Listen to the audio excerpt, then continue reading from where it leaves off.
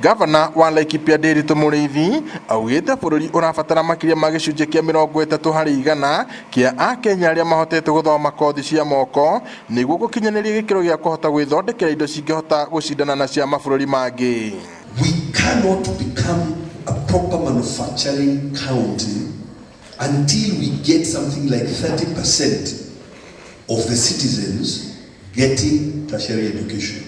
Right now we are at around 11-12%. Our target is 30%, which means we have to increase TVET. Akianĩria ahũri a biacara taũni-inĩ ya Nyahururu, Ngabana Mũrĩithi akinyĩrĩria atĩ thengia makinya marĩa thirikari iratacũkia gũkinyanĩria matanya maya, tabarĩra imwe no irũgamĩte na gũthingata Akenya kũhĩmbĩria kothi ici, ũndũ ũrĩa ũnyitĩtwo mbaru nĩ mũnini wake John Mwaniki, akiuga ũyũ nĩ ũndũ ũbatiĩ gũkinyanĩrio kaunti-inĩ ciothe bũrũri-inĩ.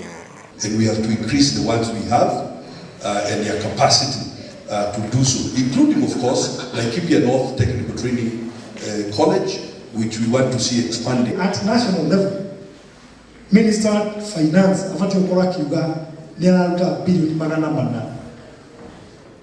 So that in 47 counties you have more and more of those who support industries, manufacturing, 400, there are now 630 businesses.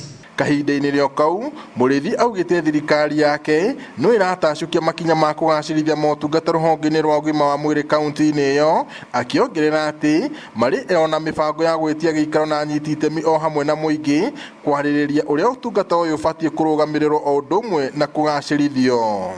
Laikipia Health Service done tũreka reform nene mũno across the system, and at the end ya January, we are going to have meetings again done. We have to go back to the hospital. Ithuĩ tũtũmagĩra thibitarĩ na managers aitũ na ndagĩtarĩ aitũ. Oho, augĩte thirikari ya kaunti ĩyo ĩkĩnyitanĩra na thirikari nene no ciĩkĩrĩte kĩyo gĩa kũgacĩrithia ũgitĩri mĩena ĩtiganĩte ĩrĩa ĩkoretwo na ngahĩha. We shall continue to battle these bandits and we are going to defeat them.